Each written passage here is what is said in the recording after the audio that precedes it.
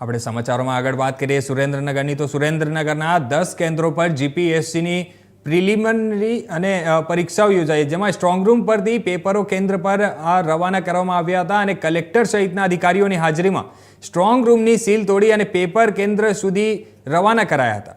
2534 વિદ્યાર્થીઓ પણ જીપીએસસીની પરીક્ષા આપવા કેન્દ્ર પર પહોંચ્યા અને કોઈપણ પ્રકારના ઇલેક્ટ્રોનિક ઉપકરણ પરીક્ષા કેન્દ્રની અંદર લઈ જવા પર સંપૂર્ણ પ્રતિબંધ મૂકવામાં આવ્યો છે। વિદ્યાર્થીઓના બૂટ ચંપલ પણ બહાર ઉતારવા બાદ પરીક્ષા કેન્દ્રમાં પ્રવેશ આપવાનો શરૂ કરવામાં આવ્યો હતો। આપણે વાત કરીએ તો ગરમીના કારણે પરીક્ષાર્થીઓને બહાર ના ઊભું રહેવું પડે તે માટે વહેલો પ્રવેશ આપવાનો નિર્ણય કરાયો હતો।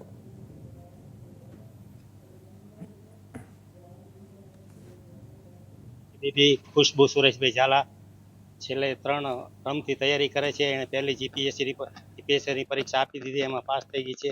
बीजी पण आपी दीधी छे। आ त्रीजी ट्राय चालू छे अने वातावरण बहु सरस छे। मारी बीबीए खूब ज मेहनत करेली छे अने एने हजी आनाथी पण जीपीएससी यूपीएससी नी पण तैयारी करे छे ने आगळ वधवानुं छे। अहींया वातावरण सरस छे। धोरानगर एटले बेस्ट वातावरण, बधी रीतनी शांति, वातावरण सारुं छे, माणसो सारा छे अने स्कूल पण सारी छे अने मने आनंद छे। અને અમે અહીંયા નજીક રહી છીએ અને મારી બેબી નંબર આવ્યો તો વધારે આનંદ છે મને। કેટલા વાગ્યાથી પ્રિપેર?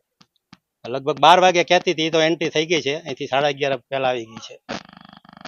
એસસીની પ્રિલિમિનરી પરીક્ષા યોજાઈ રહી છે। સુરેન્દ્રનગર જિલ્લામાં આશરે 2500 થી વધારે વિદ્યાર્થીઓ પરીક્ષા આપી રહ્યા છે અને સુરેન્દ્રનગર જિલ્લાના 10 કેન્દ્રોમાં કલેક્ટર સાહેબ અને એસપી સાહેબની સૂચનાથી ચુસ્ત પોલીસ બંદોબસ્ત સાથે વિદ્યાર્થીઓને તડકો હોવાના કારણે 12 વાગ્યાનો સમય છે એક્ઝામોનો અને 11 વાગ્યાથી વિદ્યાર્થીઓને કેન્દ્રની અંદર પરીક્ષા ખંડમાં બેસાડી દેવામાં આવ્યા છે અને સરકાર દ્વારા આ પરીક્ષામાં વિદ્યાર્થીઓએ ખૂબ સારી મહેનત કરી છે અને બધા વિદ્યાર્થીઓ સફળ થાય જેટલી જગ્યા હોય એમાં અને સારી રીતે એક્ઝામ બધા વિદ્યાર્થીઓ આપે